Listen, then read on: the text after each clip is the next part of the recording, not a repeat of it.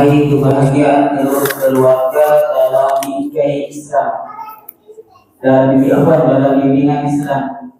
Insyaallah yang akan dibawakan al-Ustaz kita, Al-Ustaz Abu Hafs Hafizallahu Ta'ala.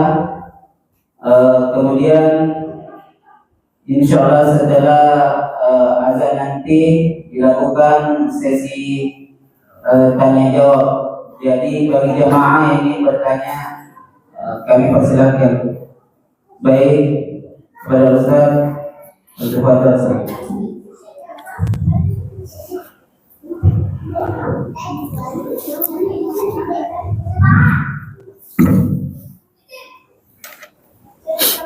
Bismillahirrahmanirrahim. Assalamualaikum warahmatullahi wabarakatuh.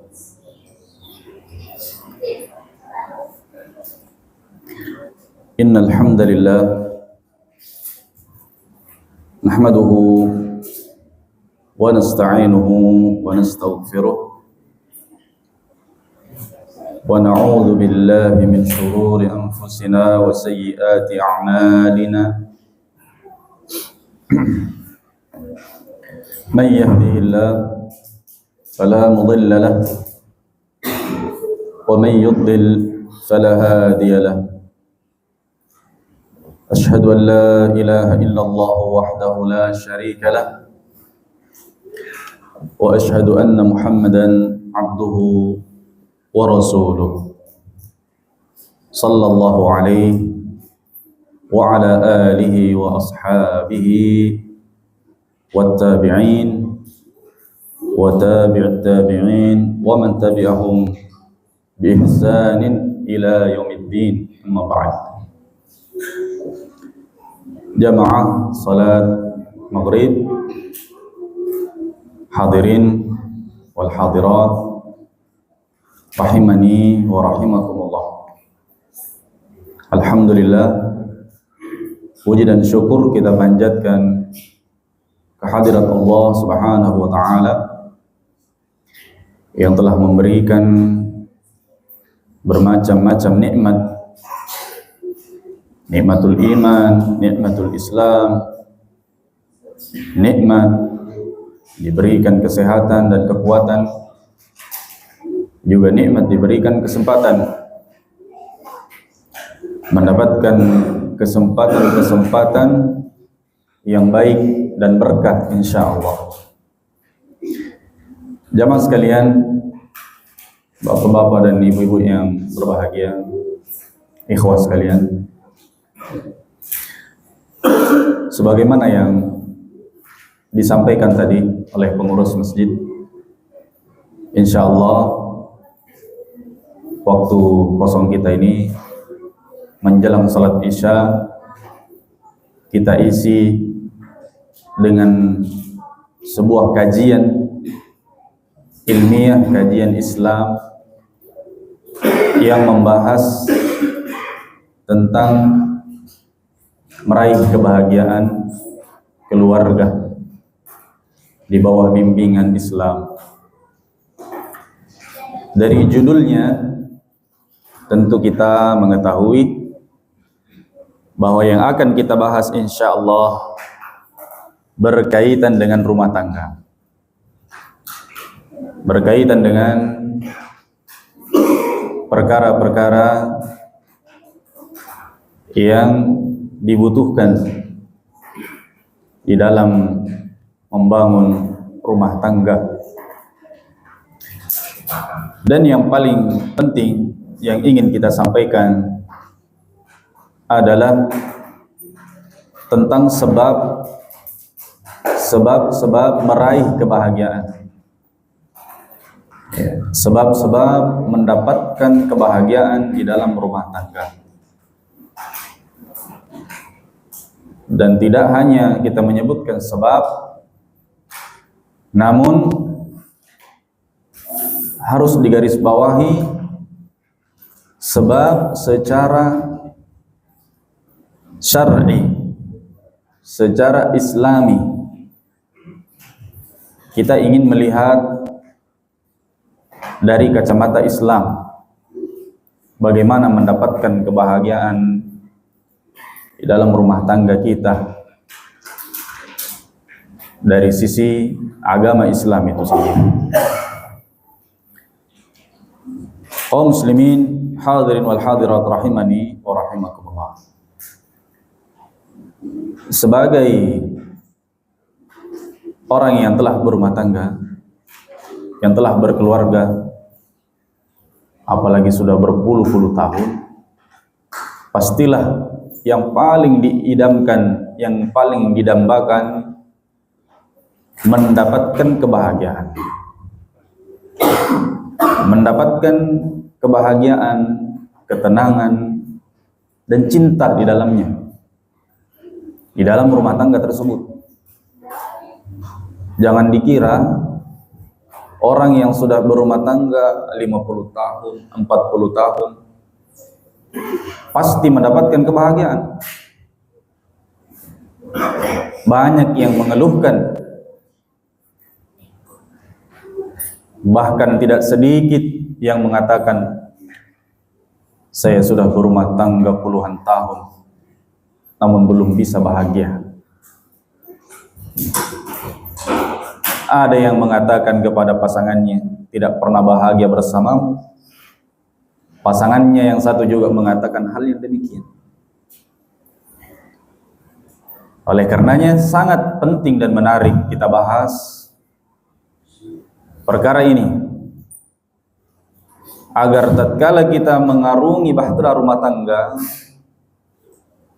kita bisa benar-benar di dalam bimbingan Islam, baik itu untuk meraih kebahagiaannya, untuk meraih keselamatannya, juga untuk meraih berkahnya dalam rumah tangga.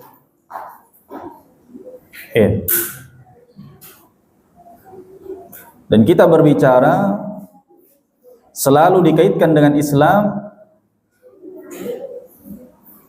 karena yakinlah bahwa tidak ada kebahagiaan yang abadi, yang kekal di dunia dan di akhirat, kecuali kalau ditimbang dengan timbangan Islam. Kebahagiaannya harus ditimbang dengan timbangan Islam, agama Islam. Itu nanti yang akan menjadikan kebahagiaan kita kekal di dunia sampai akhirat nanti, sampai di surga. Yang pertama yang ingin kita bahas tentunya, apa itu bahagia?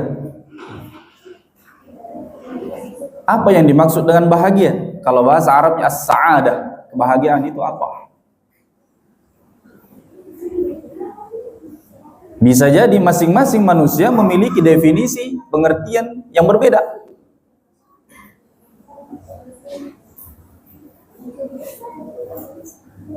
Orang ini yang dia maksud bahagia adalah mungkin mendapatkan istri yang cantik misalnya, bahagia nih.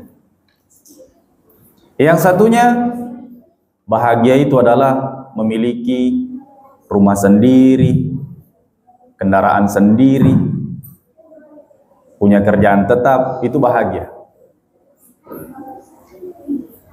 Ada lagi mendefinisikan dan mengartikan yang lain, beda-beda mungkin. Bahagia menurut pengertian diri masing-masing. Iya kan? Lalu apakah masing-masing kita boleh mendefinisikan, mengartikan bahagia menurut kita? Atau seharusnya kita mengikut kepada Islam, apa yang Allah inginkan dari bahagia itu? Jawabannya tentu harus ditimbang kebahagiaan kita ini, jamaah Bapak Ibu sekalian, ditimbang dengan timbangan syariat Islam, tuntunan Islam. Ya. Kalau tidak ditimbang dengan timbangan Islam yang Allah inginkan dan Rasulullah Sallallahu Alaihi Wasallam inginkan, maka bahagia itu akan susah didapatkan. Ya. Bisa jadi antara sepasang suami istri. Suaminya yang dia maksud bahagia adalah cukup memiliki istrinya, misalnya ini. Tapi sang istri ternyata beda definisinya. Bahagia menurutku, katanya, ada kirumahta, ada rumah sendiri dengan ukuran sekian. Ya. Punya kendaraan sendiri, yang kendaraan bukan roda 2, roda 3, roda 4. Itu menurut istri. Sudah berusaha sang suami membahagiakannya, tidak bisa dia bahagia. Karena berbeda di dalam mengartikan bahagia itu sendiri. Maka jamaah rahimani wa rahimakumullah, Bapak Ibu sekalian, kebahagiaan yang hakiki, kebahagiaan yang sebenarnya adalah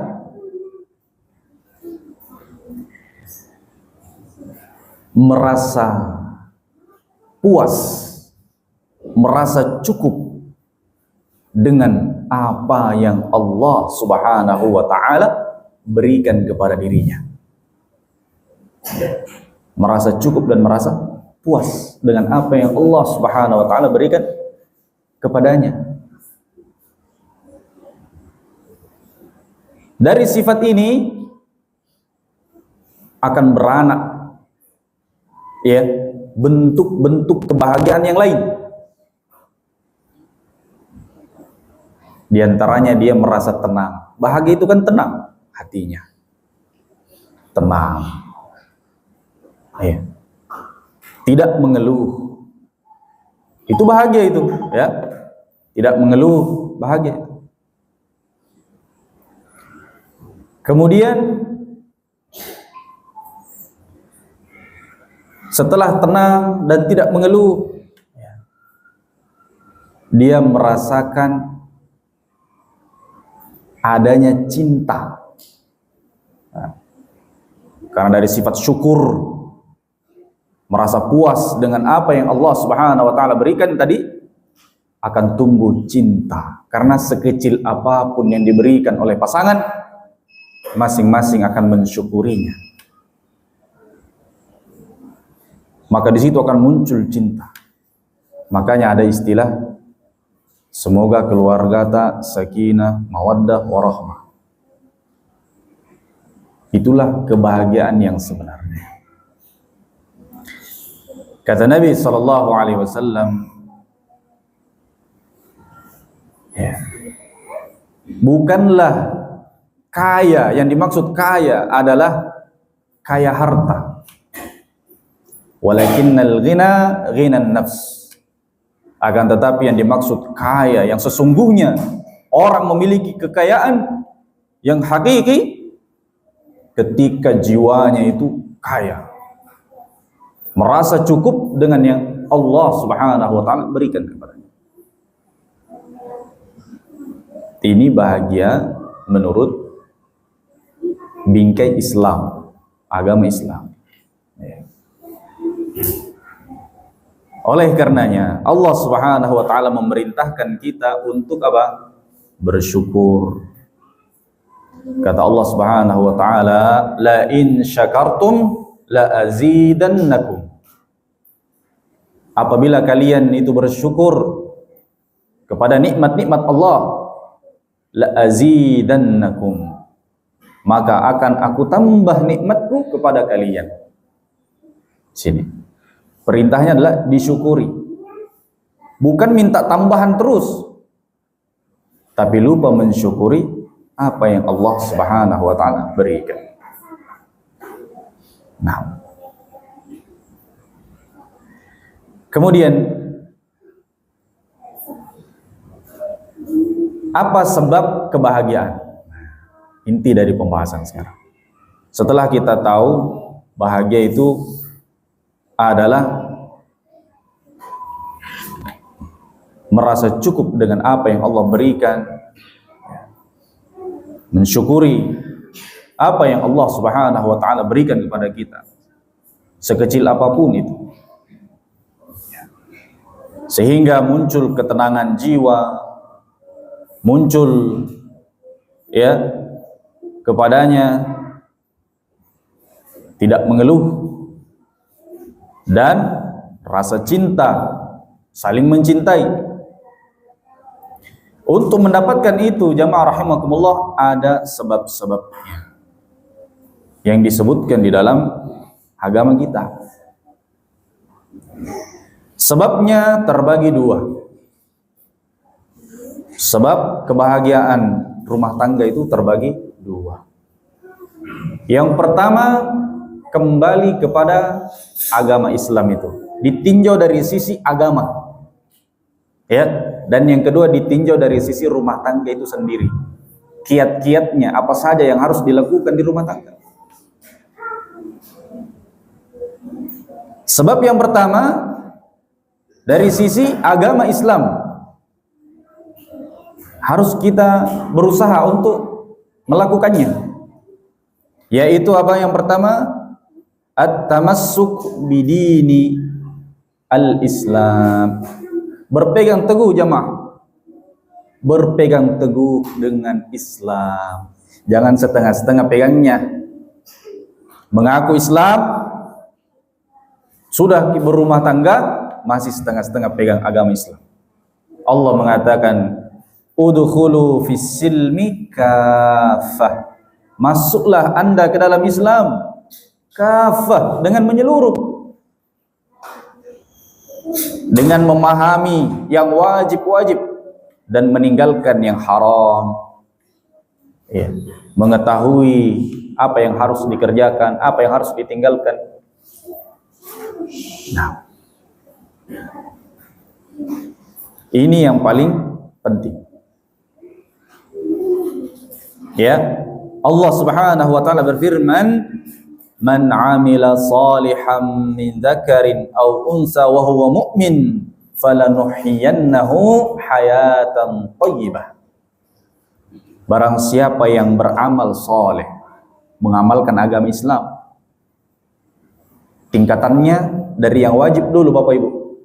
Yang wajib dulu diamalkan, jangan yang sunnah wajib tidak diamalkan. Barang siapa yang beramal saleh, mengamalkan Islam, dari yang wajib dulu dan meninggalkan yang haram, itu tingkatan paling tinggi. Baru melakukan yang di bawahnya sunnah. Kalau dilakukan dapat pahala, kalau tidak dilakukan tidak dapat dosa, ya. Baru meninggalkan yang makruh, ya kan? Jangan kalau perkara makruh ditinggalkan, tapi yang haram dilakukan. Nah, itu juga salah. Namanya tidak berpegang teguh dengan Islam. Kata Allah Subhanahu wa taala, barang siapa yang beramal saleh dari laki-laki ataupun perempuannya, wa huwa mu'min, dalam kondisi dia beriman kepada Allah Azza wa Jalla, maka Allah mengatakan, kami akan beri dia kehidupan yang thayyibah, kehidupan yang bagus, kehidupan yang baik. Hayatan thayyibah fid dunya, di dunia, dengan al-qanaah, dengan sifat qanaah, merasa cukup dengan apa yang Allah berikan, was-sa'adah, dan kebahagiaan, war-rizqil halal, dan diberikan rizki yang halal. Nah, itu dimulai dari apa? Berpegang teguh jamaah rahimakumullah dengan agama Islam. Kalau ada yang bertanya, kenapa susah sekali cari yang halal? Misalnya, ya, susah sekali cari pintu-pintu yang halal. Maka mungkin belum berpegang teguh dengan agamanya. Mungkin dia belum sungguh-sungguh mengamalkan agama Islam. Salatnya juga mungkin masih banyak yang ditinggalkan. Tapi kalau sudah berusaha, insya Allah minimalnya ini, minimal dia mendapatkan rasa qanaah, cukup dengan yang Allah Subhanahu wa taala berikan. Ya. Ini di dunia diberikan rasa cukup, qanaah, rizki yang halal. Kemudian Allah mengatakan, wala najziyannahum ajrahum bi ahsani ma kanu ya'malun. dan kami akan balas amal soleh mereka itu dengan pahala mereka. Ya, balasannya adalah dengan balasan yang terbaik atas apa yang telah mereka kerjakan, mereka amalkan di dunia. Para ulama justru ini pondasi dan sebab yang paling mendasar. Ya, sebab yang paling mendasar adalah berpegang teguh dengan agama Islam dulu. Karena ingin meraih kebahagiaan yang hakiki, ya, hendaknya dia mengamalkan apa, ikhwan? Agama Islam. Nah, ada sebagian mengatakan, ya kalau kita hanya ibadah terus, sholat terus, apa mau didapat? Misal, ada yang berkata demikian.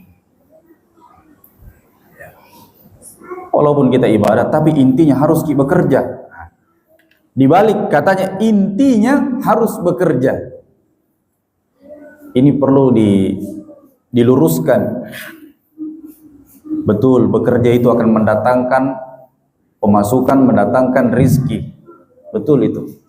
Dan itu diperintahkan oleh Allah Subhanahu wa taala untuk bekerja. Seorang muslim harus bekerja. Maka dalam surat Al-Jumu'ah itu kata Allah Subhanahu wa taala, "Wa idza qudiyatis shalah fantashiru fil ardi wabtaghu min fadlillah."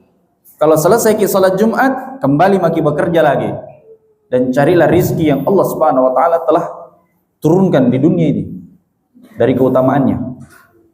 Perintah. Tapi jangan dibalik.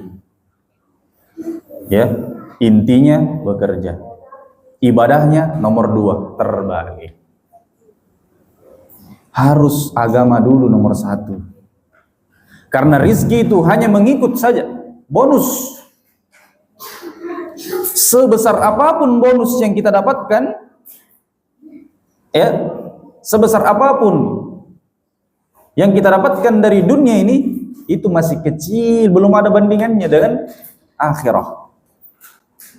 Sehingga justru ini adalah pondasi, sebab yang paling mendatangkan kebahagiaan untuk keluarga kita. Jamaah rahimani wa rahimakumullah. Nah,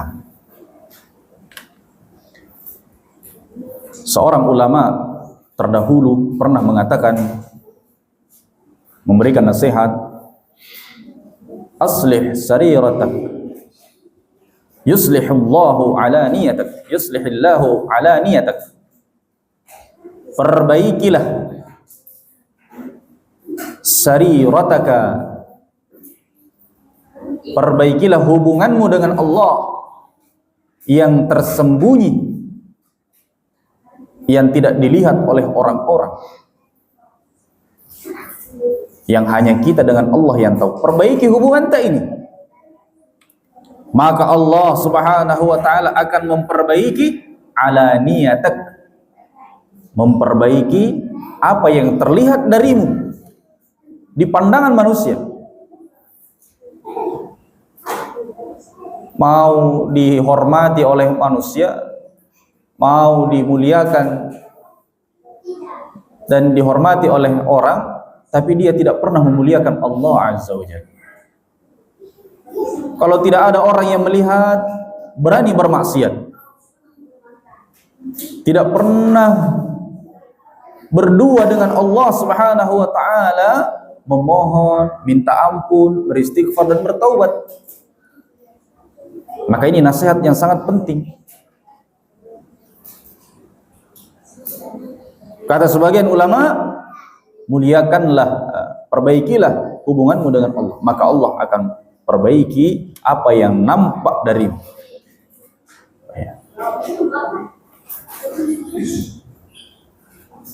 Wa'mal li akhiratik yakfikallahu amra dunyaka.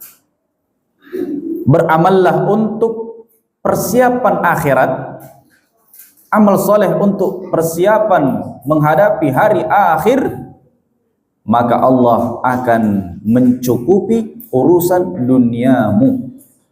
Ini ucapan ulama kita sudah lama, ratusan tahun yang lalu, jamaah rahimakumullah. Di antaranya Imam Sufyan Ats-Tsauri rahimahullah mengatakan demikian. Maka ini sebab yang mendasar, yaitu berpegang teguh dengan agama secara umum.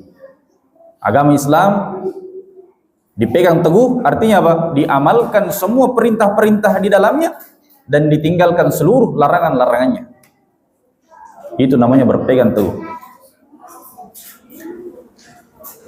Dan sebab yang kedua dari kebahagiaan di dalam keluarga dan rumah tangga adalah mudawamatu tilawatil Quran.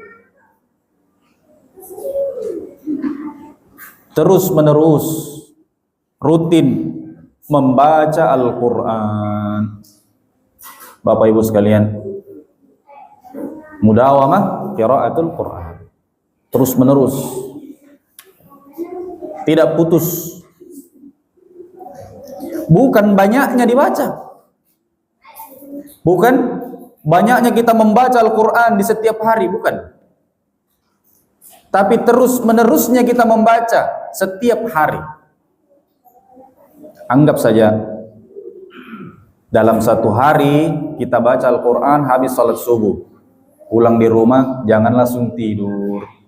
Kata Nabi SAW, Allahumma barik li ummati fi bukuriha. Ya Allah, berkahilah untuk umatku ini di waktu pagi setelah subuh, berkahi. Jadi di situ apa saja yang kita lakukan di waktu setelah salat subuh berkah semua. Selama itu kebaikan, bukan maksiat. Mau ki bekerja habis salat subuh akan berkah pekerjaan tak. Apalagi ibadah. Nah, ibadah yang paling berkah itu jamaah rahmatullah. Di antaranya adalah membaca Al-Quran. Contoh misalnya tadi, setelah salat subuh ki pulang di rumah, masuk di kamar ambil Quran. Tidak harus membaca Quran 1 juz 10 lembar, tidak. Atau 5 lembar, tidak. Yang penting kita baca. Apalagi yang masih belum lancar bacanya, tidak dipaksakan harus banyak. Baca 5 baris atau 5 ayat setiap hari. Ada yang contohkan seperti itu. Surat Al-Baqarah dimulai dari pertama, baca 5 ayat. Besok 5 ayat lagi. Jangan ditinggalkan. Ini yang akan menjadi amalan yang paling dicintai oleh Allah Subhanahu wa taala. Kata Nabi sallallahu alaihi wasallam, ahabbul a'mal ilallah adwamuha. Amalan yang paling dicintai Allah adalah yang paling rutin dilakukan. Berkesinambungan, istiqomah, rutin. Wa in qalla, walaupun sedikit kita lakukan. Ya. Walaupun kecil yang kita lakukan tapi rutin ki. Ini yang paling Allah cintai. Dan Allah paling tidak suka kalau ada orang itu sifatnya baru permulaan semangat. Ya, permulaannya semangat. Setelah itu 1 hari 2 hari tidak dikerjakan lagi. Tidak dikerjakan, ditinggalkan berbulan-bulan. Nanti ada musibah baru semangat lagi. Setelah itu 1 hari 2 hari dia tinggalkan lagi. Ini yang paling Allah tidak suka. Walaupun tetap ada kebaikannya, tapi di situ amalan yang tidak dianjurkan yang seperti ini. Ya, jamaah rahimakumullah. Kata Syekhul Islam rahimahullah, ma ra'aitu syai'an yughadzil 'aqla war ruha wa yahfazul jisma wa yadmanu sa'adah aktsar min idamati an-nazar fi kitabillah ta'ala. Aku tidak pernah melihat sesuatu yang paling bisa menjadikan akal ini sehat, ruh kita sehat, jasad kita sehat, dan mendatangkan kebahagiaan lebih banyak daripada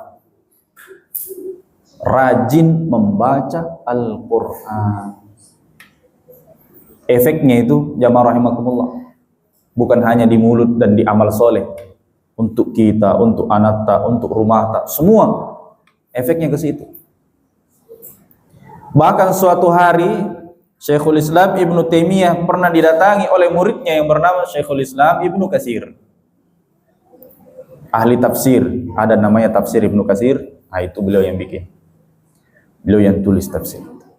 Murid beliau pernah datang di masjid beliau setelah salat subuh. Ternyata beliau sedang berzikir kepada Allah Subhanahu wa ta'ala. Muridnya tidak mau mengganggu. Beliau tunggu sambil berzikir juga. Sebenarnya ada hal-hal yang ingin disampaikan, ingin ditanyakan, tapi beliau tidak mau mengganggu. Sampai matahari mulai terbit, mulai terlihat. Setelah itu selesailah guru beliau dari zikir-zikirnya. Di antaranya adalah membaca Al-Quran. Setelah itu guru beliau pun menoleh kepada muridnya dan mengatakan, hadhihi ghudwati, inilah sarapan pagiku, inilah yang akan memberikan kepadaku kekuatan. Laula ataghaddal ghada saqatat quwwati, seandainya saya tidak sarapan seperti ini, kita artikan sarapan karena pagi-pagi, ya kan? Kalau saya tidak seperti ini, akan hilang kekuatanku. Kita tahu Syekhul Islam Ibnu Taimiyah, kisahnya banyak sekali ujian yang beliau dapatkan. Di antaranya beliau dipenjara, dicambuk luar biasa, beliau kuat. Bahkan beliau sempat memimpin peperangan melawan orang suku Tartar.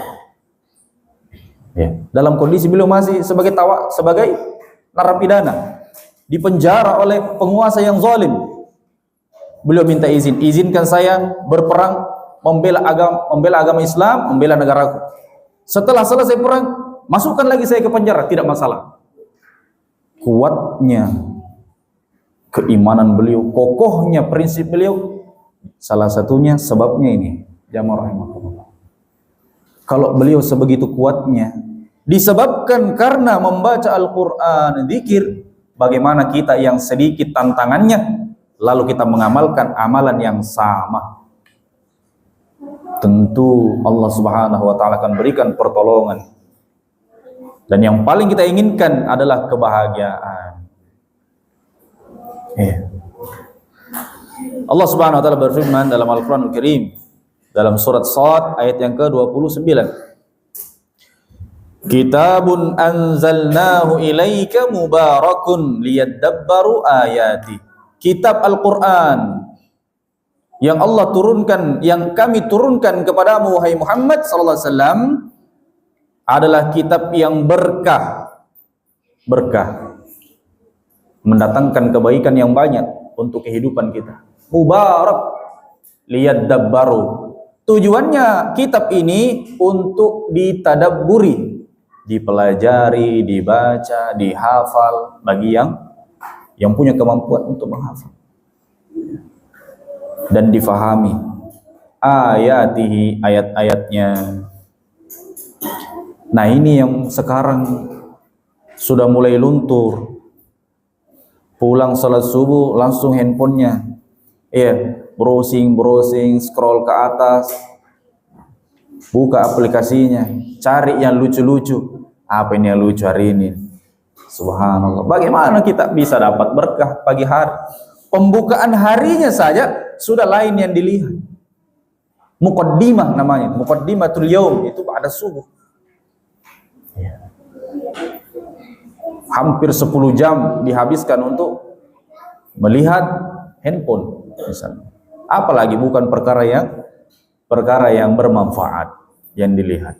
Maka ini akan memalingkan kita dari Al-Quran. Singkirkan dulu alat itunya, ambil ke mushafnya, dibaca. Yang ketiga, jamaah rahimakumullah, ad-du'a. Sebab termasuk di dalam agama Islam adalah berdoa. Berdoa kepada Allah Subhanahu wa taala untuk mendapatkan kebahagiaan itu. Doa yang paling utama di setiap sholat wajib kita berdoa.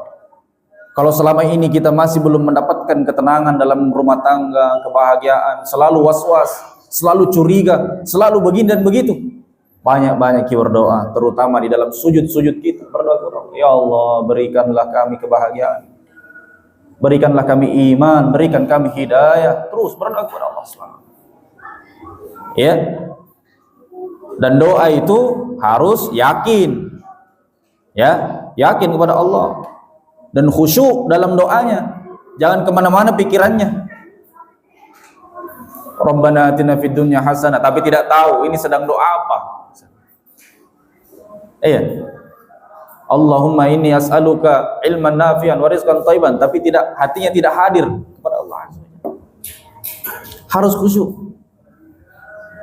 Kemudian suaranya harus rendah, lirih. Berdoa itu harus lirih. Jamaah rahimakumullah. Kita berdoa masing-masing harus dengan suara yang rendah, memohon setunduk-tunduknya kepada Allah Subhanahu wa taala. Harus rendah suaranya. Doa juga harus diiringi dengan mengakui dosa-dosa kita kepada Allah. Coba kita lihat doanya Nabi Yunus ketika ditelan oleh ikan yang besar. Di dalam kegelapan perut ikan, dia berdoa. Apa diawali dengan apa? Ada kata-kata, inni kuntu minadh zalimin. Sesungguhnya aku ini Allah termasuk orang yang zalim, orang yang berdosa. Mengakui dosa. Jangan mau memohon kepada Allah tapi hatinya masih ada kesombongan, masih merasa hebat di hadapan Allah Azza wa Jalla. Ini tidak akan dikabulkan. Ya. Dan yang terpenting juga, jangan pernah makan makanan yang haram. Ini salah satu penghalang kita dari doa. Mau kita bahagia, tapi makanan-makanan kita tidak pilih-pilih. Yang mana yang halal saja yang diambil, yang tidak halal tidak mau. Itu harus begitu. Ketika seorang sudah makanannya halal, pakaiannya halal, ya, minumannya halal, insya Allah ketika dia berdoa, Allah Subhanahu wa taala akan kabulkan. Yang keempat, salah satu sebab kebahagiaan di dalam agama Islam untuk meraih kebahagiaan rumah tangga adalah birrul walidain, berbakti kepada kedua orang tua. Nah, sebagaimana kita ingin di dalam rumah kita diperlakukan oleh anak-anak dengan hormat, dengan baik, kasih sayang, pengertian,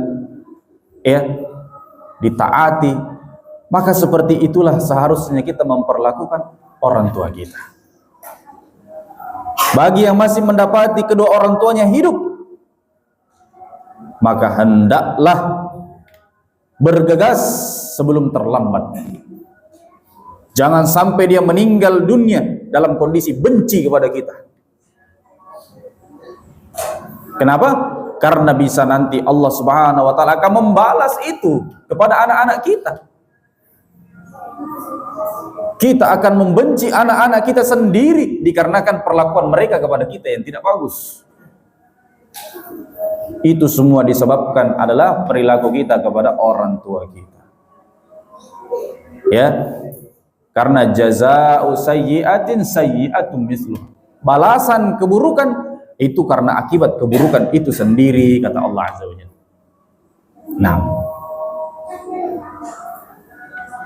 dalam bab ini sangat banyak ya dalil-dalilnya, perintah-perintah dari Allah untuk berbuat baik kepada kedua orang tua. Cukuplah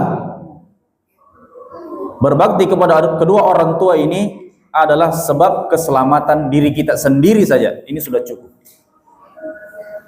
Seperti dalam sebuah kisah, seorang yang terjebak di dalam gua yang tertutup dengan batu yang besar. Mereka tidak bisa keluar sudah. Salah satu orang yang berdoa itu mengatakan, "Ya Allah, dulu saya itu berbakti kepada kedua orang tuaku. Sampai-sampai saya selalu membawakan minuman, susu, dan tidak saya berikan kepada anak istriku sebelum mereka berdua. Sampai pada akhirnya mereka sedang tidur, saya tunggu mereka terbangun dari tidurnya. Walaupun anak-anak sedang menangis, merengek-rengek minta susu ini, saya tidak berikan. Ya Allah, seandainya amalanku itu adalah ikhlas mengharap pahala kepadamu, berikanlah kami pertolongan, bukakanlah batu ini." Batu itu terbuka. Jamaah rahimakumullah. Akibat apa ini? Berbakti kepada kedua orang tua. Bagaimana dengan problematika kita yang tidak lebih bahaya daripada itu? Ya, kadang kita ditimpa masalah ini dan itu. Kenapa tidak selesai-selesai ini masalah? Begitu kita ingat orang tua tak, kita berbuat baik kepadanya, ya, barulah Allah bukakan pintu-pintunya. Bagi yang sudah tidak mendapati kedua orang tuanya, masih ada satu jalan untuk berbakti, yaitu adalah dengan cara mendoakan kedua orang tua kita terus menerus. Jangan putuskan doa itu walaupun mereka telah tiada, karena Allah Subhanahu wa taala akan memberikan balasan yang baik. Ini dari sisi agama, jemaah rahimakumullah. Masih ada banyak, namun kita ambil hal-hal yang penting dan yang sangat mendasar, insyaallah. Kemudian sebab-sebab kebahagiaan dari sisi rumah tangga itu sendiri, kiat-kiatnya dulu. Walaupun tetap ini ditimbang dari timbangan Islam. Yang pertama, jamaah rahimakumullah, bagi yang belum menikah, hendak menikah, ya, mau mendapatkan rumah tangga yang bahagia, harus kiat yang pertama, husnul ikhtiyar. Mencari pilihan yang terbagus untuk calon pasangannya. Kalau laki-laki cari istri yang bagus, perempuan cari suami yang terbaik. Pilihannya adalah yang paling mendasar kembali kepada agama. Kata Nabi alaihi salatu wasallam, "Fadhar bidzatid din taribat yadak." Carilah wanita yang agamanya bagus, maka engkau akan beruntung. Kalau tidak, engkau akan rugi. Begitu juga perempuan. Kata Nabi alaihi salatu wasallam, idza atakum man tardana dinahu wa khuluquhu fazawwijuhu illa taf'alu takun fitnatun fil ardi wa fasadun kabir." Kalau datang laki-laki kepada kalian, wahai bapak-bapak, yang kalian suka agamanya, bagus akhlaknya, nikahkan anak tak sama dia. Fazawwijuhu. Nikahkan, kata Nabi alaihi salatu wasallam. Illa taf'alu, kalau tidak kalian lakukan seperti itu, akan ada fitnah di tempat kalian dan kerusakan yang besar. Biasanya itu perselingkuhan, perzinahan, dan lain-lain. Kenapa? Karena ada orang baik tidak diterima, punya kriteria yang lain ternyata. Maka ini yang pertama. Tapi kalau sudah terlanjur menikah, dulu tidak pilih-pilih, misalnya, ya, terlanjur menikah, masing-masing ternyata sejarahnya adalah dari sejarah kelam, ya, sejarah kelabu, yang suaminya dulu pelaku ini dan itu, jahat, yang istri juga begitu. Menikah jadi satu, ingin bahagia, membangun rumah tangga, sakinah, mawaddah, rahmah. Bagaimana caranya? Nah, caranya tadi kembali kepada agama yang pertama, ya, itu dulu yang dibangun, agama dulu yang dibangun. Nah, setelah itu jamaah rahimakumullah baru melakukan sebab-sebab yang lainnya, yaitu ibrazu janibil mahabbati dauman. Selalu melakukan di rumah itu, suami istri atau anak kepada ayahnya, ayah kepada anaknya, istri kepada suami dan seterusnya, hendaknya melakukan hal-hal yang mendatangkan cinta, yang menambah cinta. Jadi cinta itu kalau di rumah tangga seperti tabungan, tabungan yang diisi air, ya. Dia bisa bertambah, bisa hilang. Nah, bisa bertambah, bisa hilang. Kalau tidak diisi terus dengan hal-hal yang mendatangkan cinta, akan hilang. Maka ini kiat yang penting. Sampai-sampai Nabi SAW pernah menganjurkan, "Idza ahabba ahadukum akhahu falyu'limhu annahu yuhibbuh." Apabila ada salah seorang kalian menyukai temannya, cinta kepada temannya karena Allah Subhanahu wa taala, maka sampaikan kepadanya bahwa dia mencintainya. Ini teman ini, bukan suami istri. Ya. Teman saja kalau kita suka kepadanya karena Allah, ini orang soleh, masya Allah bagus akhlaknya, agamanya, dan kita cinta karena Allah, sampaikan, ya akhi, temanku, saya itu suka sama kita karena Allah, bagus sekali kita, rajin masjid, masya Allah soleh, ada ilmu tak begini-begini. Sampaikan kepadanya. Ini kepada teman. Kata para ulama, bagaimana seorang suami kepada istrinya atau istri kepada suaminya? Ketika dia mencintainya, hendaknya menampakkan kecintaan, tidak boleh disembunyi-sembunyikan, dan tidak melakukan hal-hal yang mendatangkan kecintaan. Ini jamaah rahimani wa rahimallah. Terkadang itu karena apa namanya? Egois apa? Bukan. Gengsi. Karena gengsi, istrinya tidak mau menampakkan cintanya kepada suaminya. Ya ini kalau suamiku dibilang aku cinta kepadamu, langsung nganu Ustaz, besar kepalanya. Ya, ini tidak apa-apa. Ya. Itu menumbuhkan cinta. Begitu juga suami. Ya. Seperti itu. Sampaikan hal-hal yang menumbuhkan cinta dan kasih sayang. Sampai-sampai para ulama mengatakan boleh mengucapkan kalimat-kalimat yang tidak pantas kalau diucapkan di luar. Kalimat-kalimat yang apa namanya ini? Genit begitu. Mengatakan kalimat yang genit kepada istri, istri juga begitu menggoda-goda suami. Itu kalau mendatangkan cinta dan hasrat antara suami istri, itu yang sangat dianjurkan. Jadi jangan kalau di rumah alim sekali, istrinya ini kalau di rumah pakai jilbab, pakai mukena, padahal mau datang suaminya. Ya, tapi kalau ke rumah dibuka sing. Jadi terbalik. Seharusnya di rumah itu dibuka, di luar baru dipakai. Di dalam menampakkan kecantikannya, di luar disimpan hanya untuk suaminya. Kan begitu. Ini kiat-kiat mendatangkan cinta. Dan yang ketiga, at-taghaful 'anil akhta. Melupakan kesalahan masing-masing. Ini kiatnya. Karena kita ini menikah dengan sesama manusia. Iya. Kata Allah Subhanahu wa taala, dan kami jadikan kalian berpasang-pasangan dari jenis kalian, sama-sama manusia. Kita tidak menikah dengan malaikat.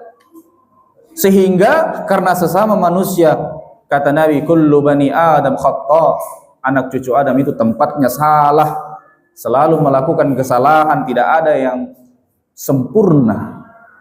Jadi pastilah pasangan kita itu ada kesalahannya. Pada saat ada kesalahannya,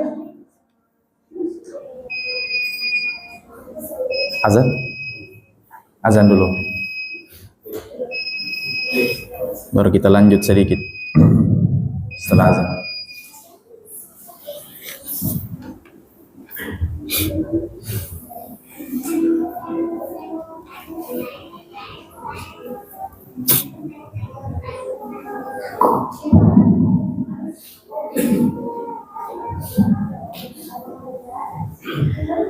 Allahu Akbar, Allahu Akbar. Allahu Akbar, Allahu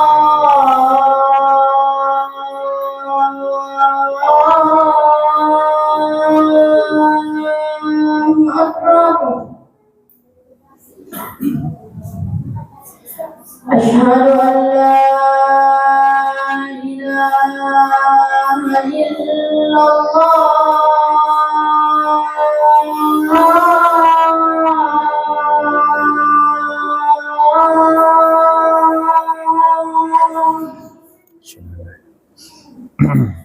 Asyhadu an la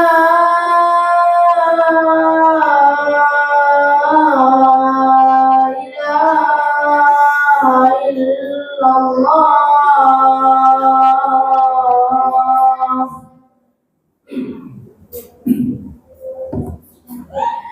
Asyhadu anna Muhammadar Rasulullah.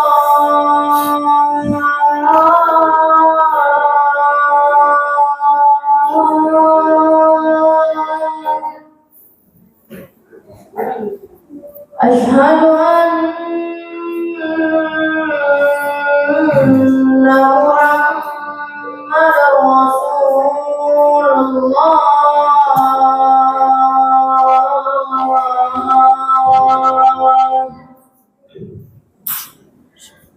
Hayya 'alas shalah.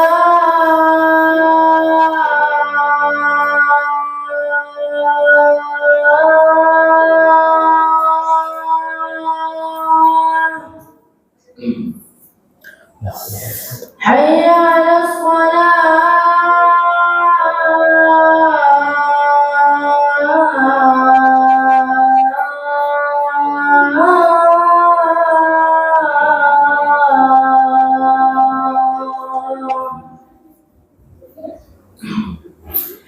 Hayya 'alal falah.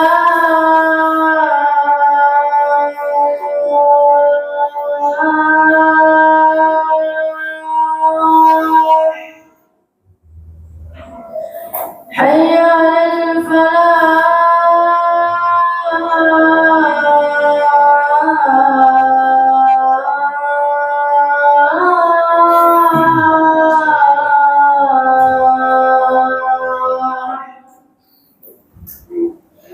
Allahu Akbar,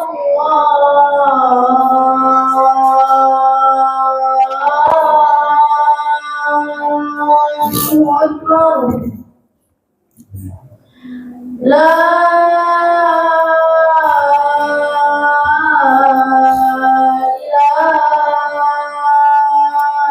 illallah.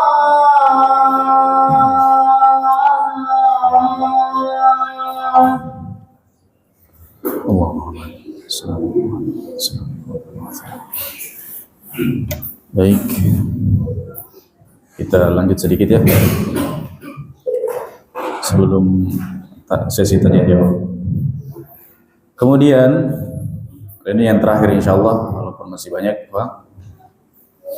Jadi tadi itu melupakan kesalahan pasangan kita masing-masing. Kemudian yang selanjutnya yang tidak kalah penting adalah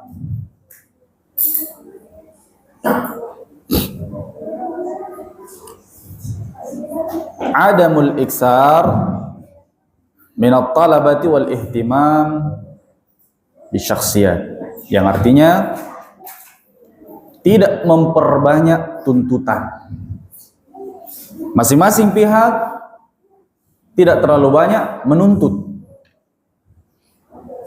Kemudian memperhatikan penampilan masing-masing. Tidak banyak menuntut. Namun justru sebaliknya, lebih banyak menunaikan kewajibannya daripada menuntut haknya. Istri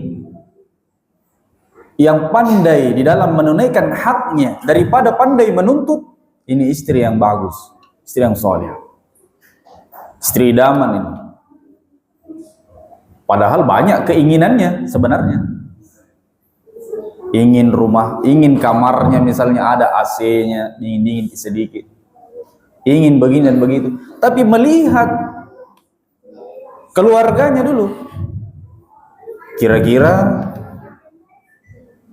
bagus tidak? Ketika kita memaksakan kehendak ini, kalau ternyata mengorbankan keluarga, mengorbankan maslahat kebaikan bersama, tahan. Kalau tidak, ini akan mendatangkan kesempitan dan tidak akan bahagia. Demikian pula sang suami, menahan keinginan-keinginannya, terlebih itu yang sifatnya hanya hobi. Kalau kita punya hobi ini dan itu, sudah berumah tangga, jangan paksakan hobi itu masuk di rumah tangga dan akan merusak ya hal-hal yang bisa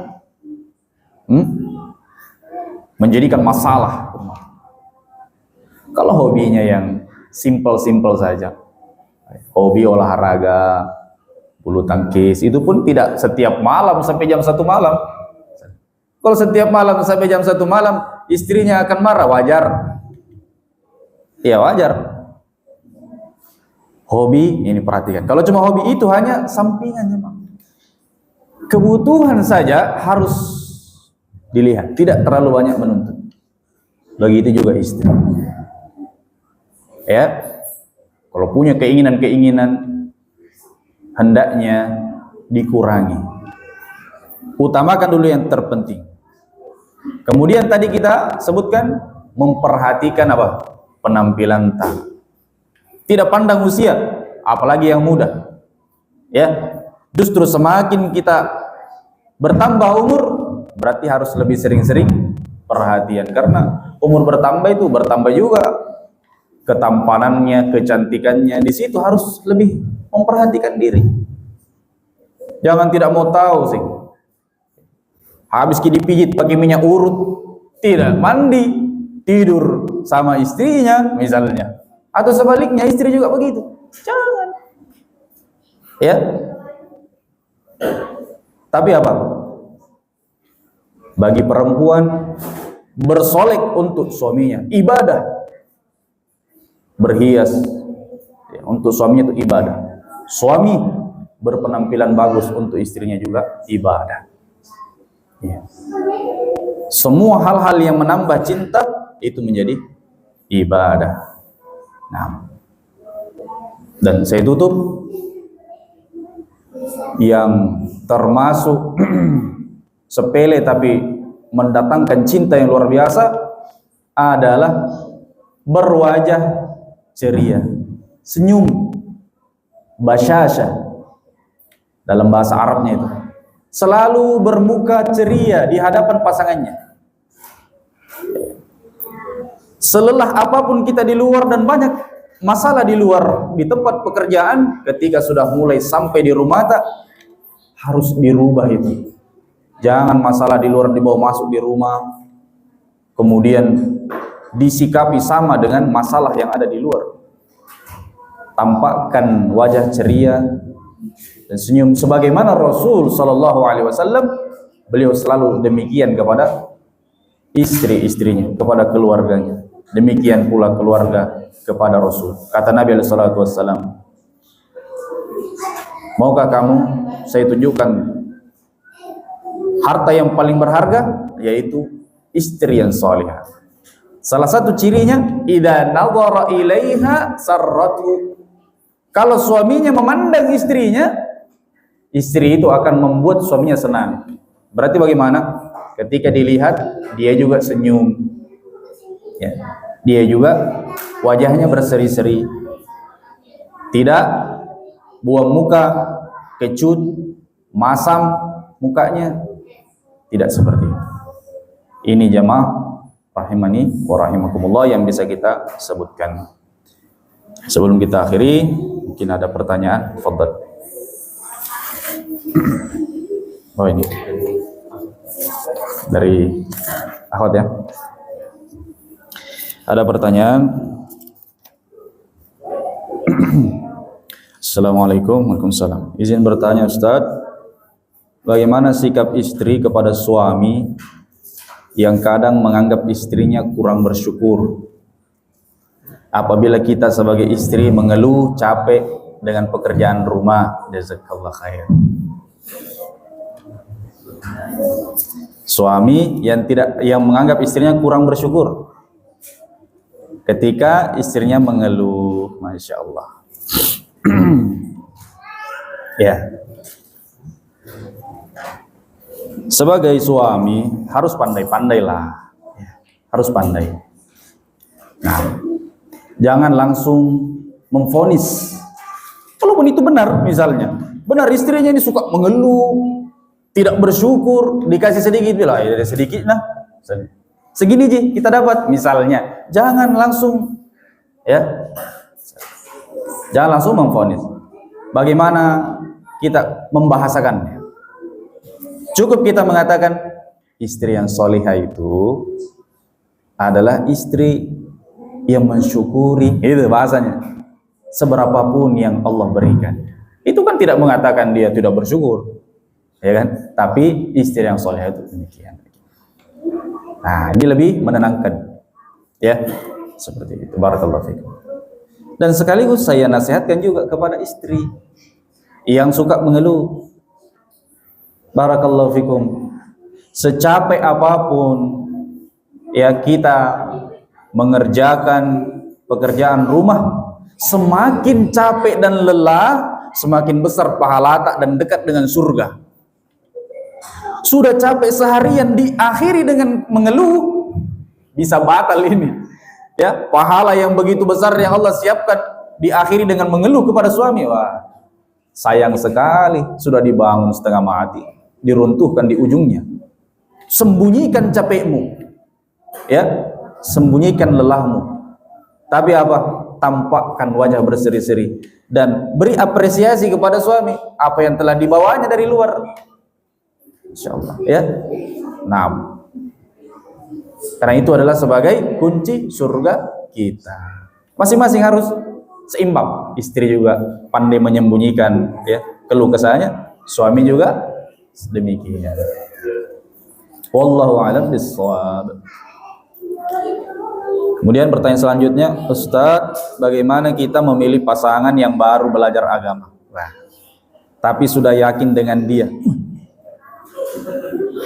Ustadz gimana nih? Tapi sudah yakin, yakin ingin memilihnya, begitu maksudnya. Iya, iya. Baru belajar agama, Masya Allah. Berarti ini belum berumah tangga ini kayaknya. Semoga Allah mudahkan. Jadi yang pertama, nasihat saya kepada dindaku ini yang mau berumah tangga, kalau kita sudah cocok dengan seseorang, nah, maka istikharah lah, salat istikharah, minta petunjuk kepada Allah Subhanahu wa taala. Itu yang pertama. Banyak-banyak minta petunjuk. Yang kedua, ya, masalah agamanya, agama calon kita, cukup kalau dia adalah orang yang menjaga sholat. Cukup kalau dia sudah jaga sholatnya, insya Allah orang itu kalau sudah dia jaga sholatnya, sholat 5 waktunya tidak ditinggalkan, insya Allah ini bisa nanti kita ajarkan, kita ajak ke pengajian, kita kasih buku-buku agama, insya Allah bisa. Tapi kalau sudah sholatnya saja ditelantarkan, jangan bilang saya sudah yakin Ustaz sama dia. Jangan yakin sama yang tidak sholat. Saya sudah nyaman, berarti ada sesuatu ini. Nyaman kenapa ini? Begitu ya. Nah itu intinya.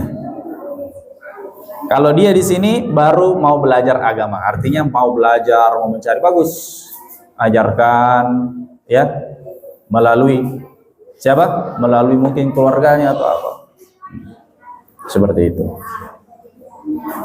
Barakallahu fikum. Semoga Allah Subhanahu wa taala memberikan kemudahan.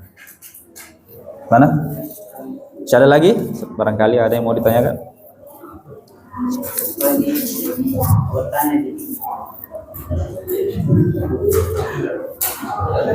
Yang mudah-mudah.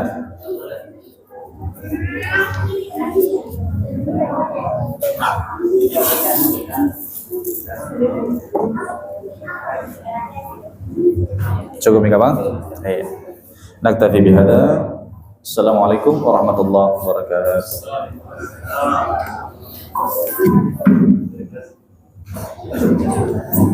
Baik.